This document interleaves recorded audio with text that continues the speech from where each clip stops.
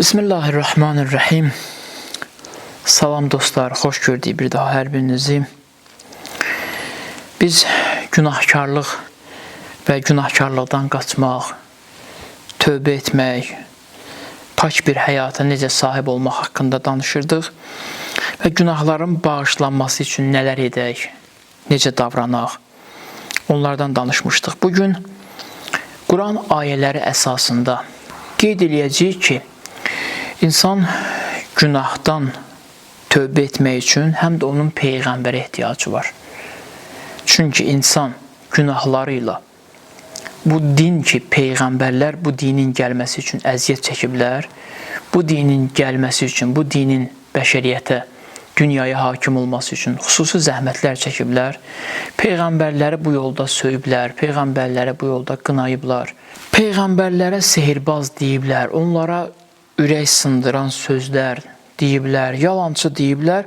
Amma buna baxmayaraq, Peyğəmbərlər bu dinin dünyaya hakim olması üçün çox böyük zəhmətlərə qatlaşıblar ki, bu din qalsın, insanlar bu gözəl dinin kölgəsində maddi dünyanın günahlarından, sıxıntılarından xilas olub Allaha doğru ucala bilsinlər. Belə yanaşaq mövzuya bugün. Mən iddia edirəm ki, hər kəs Peyğəmbərə müraciət etməsə, günah etdiyinə görə həm də Peyğəmbərdən üzrxahlıq etməsə, onu Allah bağışlamayacaq. Çünki hər hansı bir günah müsəlman cəmiyyətində, ümumiyyətlə bəşəriyyətin arasında bir fitnə yaradırsa, deməli, bu işlə mən həm də Peyğəmbərin çəkdiyi zəhmətləri yerə vurmuş oluram. İstər fərdi günah olsun, istər ictimai günah olsun. Bir nəfər deyə bilər ki, mən fərdi günah eləmişəm, nə etmişəm ki, misal olaraq. Peyğəmbər bu qədər zəhmətləri çəkmişdi ki, sən nə fərdi günah edəsən, nə də ictimai bir günah eləyəsən. Heç birini etməyəsən.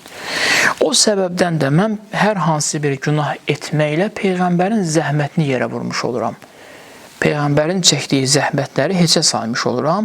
O səbəbdən də Allah Quran-ı Kərimdə buyurur ki, indi tövbə etmək qərarına gəlmisinizsə, tövbə etmək fikrinə düşmüsünüzsə, təkcə mənim qapıma gəlməyiniz kifayət etmir. Həm də Peyğəmbərin qapısına getməlisiniz.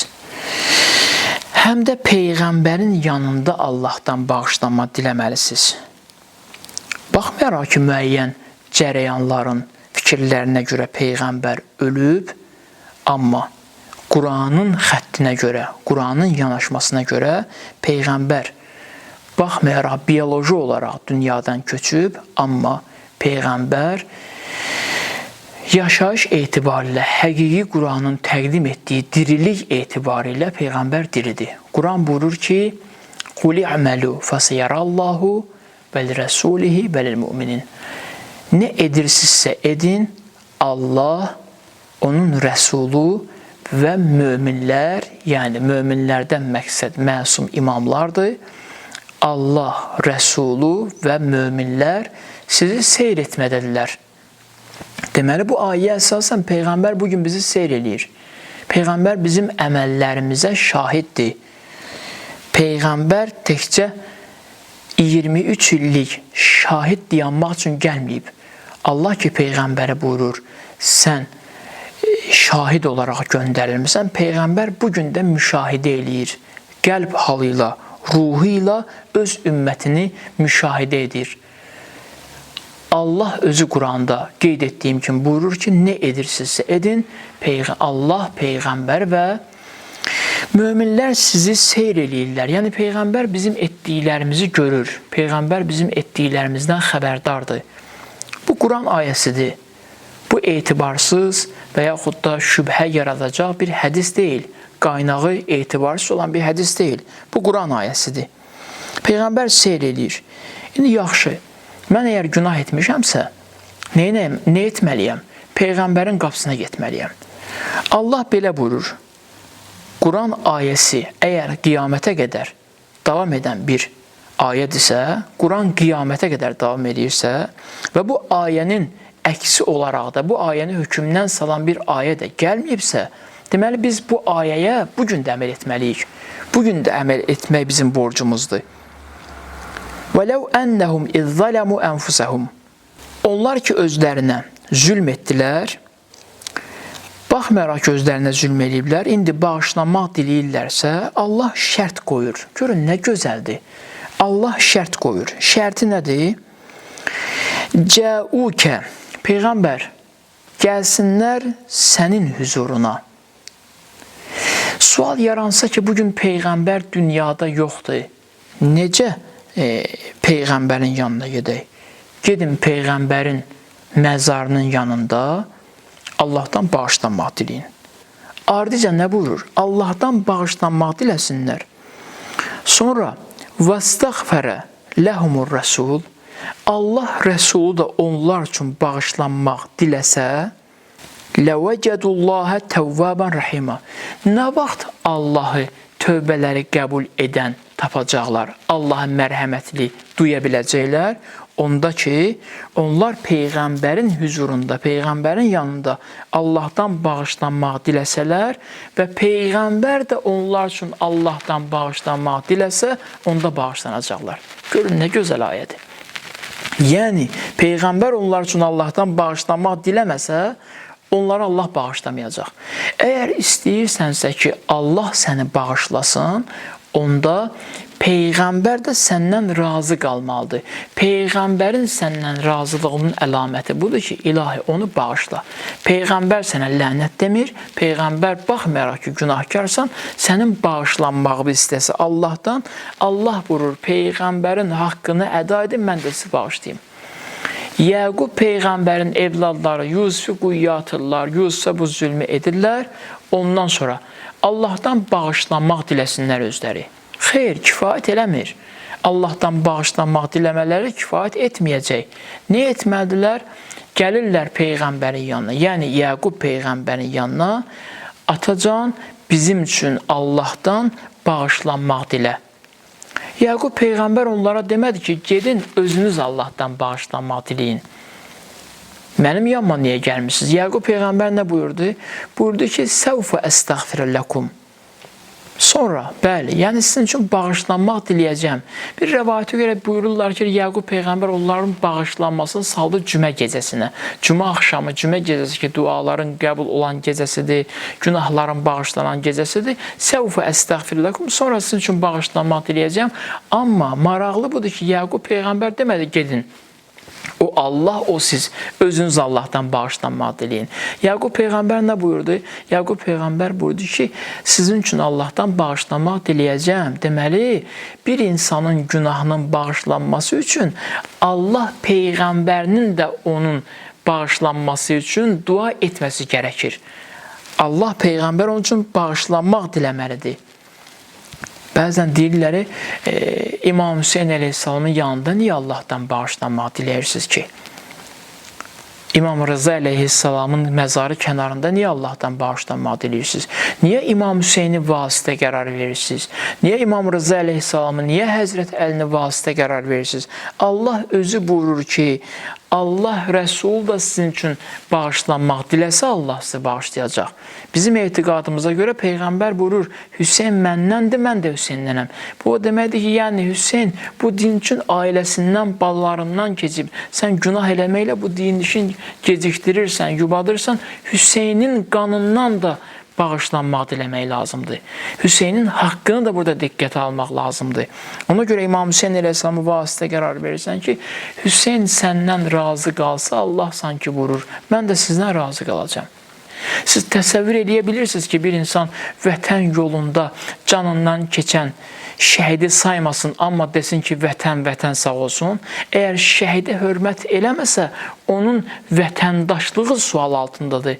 O şəhid ki, o gənc ki, canını qurban verir bu vətən yolunda, bu bayraq yolunda, bu xalq yolunda, sən o şəhidə hörmət eləmədən sənin vətəndaşlığın qəbul olunmaz. İndi İmam Hüseyin əleyhissalam bu din yolunda canını qoyub, Peyğəmbər canını qoyub. Sən bağışlanmaq diləyirsənsə, sənin tövbən qəbul olmaz. Onların haqqını bilməlisən, onların haqqını tanımalısan.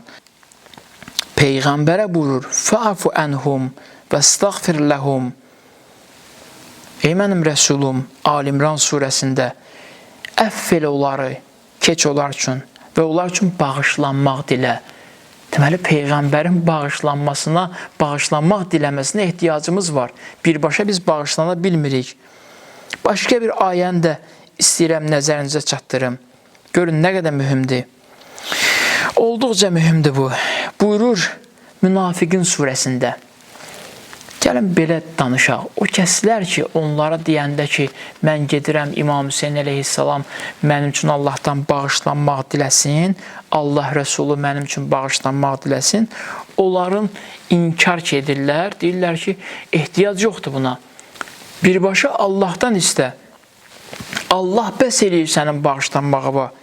Gəlin görək Quran nə deyir onların haqqında. Münafiqin surəsində. Onlara, kimə? Yəni, qəlbi dağınıq olanlara, əqidəsi olmayanlara, inancı olmayanlara, insanlara əyri yol göstərmək istəyənlərə, insanları həqiqətdən ayırmaq istəyənlərə deyəndə ki, gəlin Allah Rəsulu sizin üçün bağışlanma diləsin, nə deyərlər?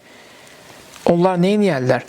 Deyir, başlarına yana çevirir və təkəbbürlə bu söz, bu işdən üz döndərərlər. Bir nəfərə deyirsən, get Kərbəlada İmam Hüseyin sənin üçün bağışlanmaq diləsin, get Mədinədə Peyğəmbər sənin üçün bağışlanmaq diləsin. Üz çevirir, vasitə yoxdur, vasitəyə ehtiyac yoxdur, üz çevirir. Quran o cür insanları belə təqdim edir. Deyir, onlar təkəbbürlüdürlər.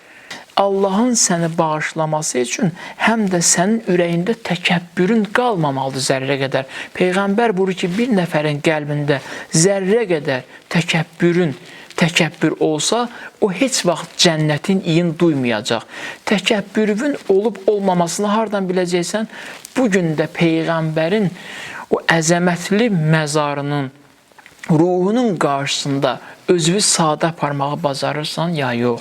İmam Hüseynin o əzəmətinin qarşısında özünü sadə aparırsan, ya yox. Həzrət Əlinin o əzəmətinin qarşısında özünü sadə apara bilirsən, ya yox. Və Həzrət Əliyə yalvara bilirsən, mənim üçün Allahdan bağışlanma dilə, ya yox. Əgər bunu bacarmırsansa, qəlbin təkəbbürlüdür. Çünki bu təkəbbürün əlamətidir. İblislik var qəlbdə.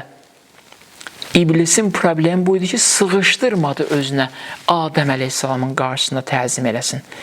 Bugün baxıb görürük ki, bəzi insanlar gəlirlər, dini formalaşdırırlar özlərindən, kamil insan nümunəsini kənara çəkirlər və deyirlər ki, İmam Hüseyin din deyil, Peyğəmbər din deyil. Hətta deyirlər, Peyğəmbərin də bütün əməlləri sənin üçün nümunə deyil. Quranın açıq-aşkar ayəsidir, Peyğəmbər sizin üçün nümunədir. Və gəlir, deyir ki, İmam Hüseyin din deyil, İmam Hüseyin bir tarixdir. İmam Hüseyin tarixdir, amma din tarixidir. Din o çətin dövrü yaşayanda İmam Hüseyin əleyhissalamın vasitəsilə o çətin dövrdən çıxıb, din mahiyyətini tamamilə dəyişmək təhlükəsi ilə üz-üzə qalanda İmam Hüseyin əleyhissalam o dini qanı ilə o vəziyyətdən çıxartdı. İmam Hüseyni dindən hesab etməyən dinsizdir. İmam Hüseyin əleyhissalamın dindən hesab etməyən dindən heç bir anlayışı yoxdur. İmam Hüseyin elə Peyğəmbər buyurur ki, Hüseynun minni bu ənə minəl Hüseyin. Hüseyin məndəndir, mən də Hüseynnənəm. Peyğəmbər buyurur ki, İmam Hüseyin əleyhissalam hidayət çırağı və nicat gəmisidir. Əgər hər kəs İmam Hüseyin əleyhissalamı bir başçı olaraq bilmirsə, rəhbər olaraq bilmirsə, imam olaraq bilmirsə, onun dindən qətiyyən xəbəri yoxdur. Və bu yolla kamil insanları uzaqlaşdıraraq, kamil insanları dinin həqiqətini gözdən çəkərək saxta bir din təqdim etmək istəyirlər. Mən belə başa düşdüm, o deyəcək mən belə başa düşdüm, bu deyəcək mən belə başa düşdüm. Nəticə etibarilə arada bir din qalmayacaq.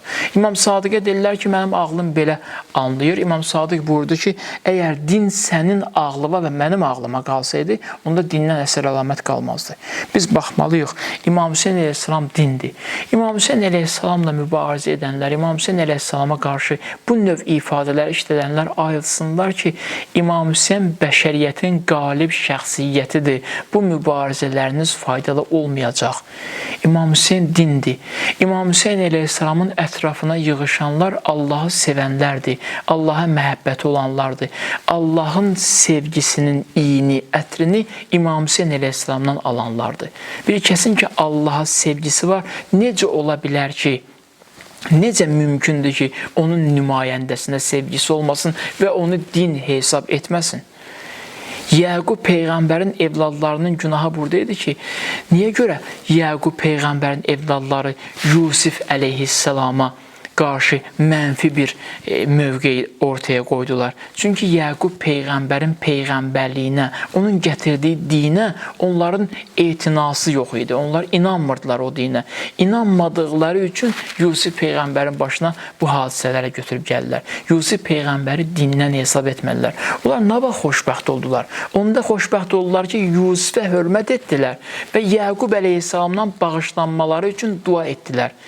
Cəmiyyət, dindar cəmiyyət, inanclı cəmiyyət o vaxt xoşbəxt olacaq ki, onda İmam Hüseyn əleyhissalamın dindən hesab eləyəcək. Bir nəfər əgər desə ki, İmam Hüseyn əleyhissalam din deyil, o İmam Hüseyn əleyhissalamın qanına qarşı xəyanət edib.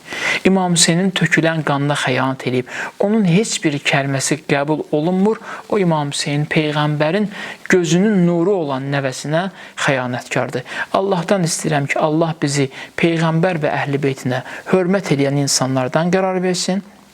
Allah bizi Əhl-i Beyti sevən insanlardan qərar versin. Əhl-i Beytin sevgisi nəticəsində öz həyatını gözəlləşdirə biləcək möminlərdən qərar versin. Allah dünya və axirət bizi Peyğəmbər və Əhl-i Beytindən uzaq salmasın. Vəssalamu aleykum və rəhmətullahi və bərəkatuhu.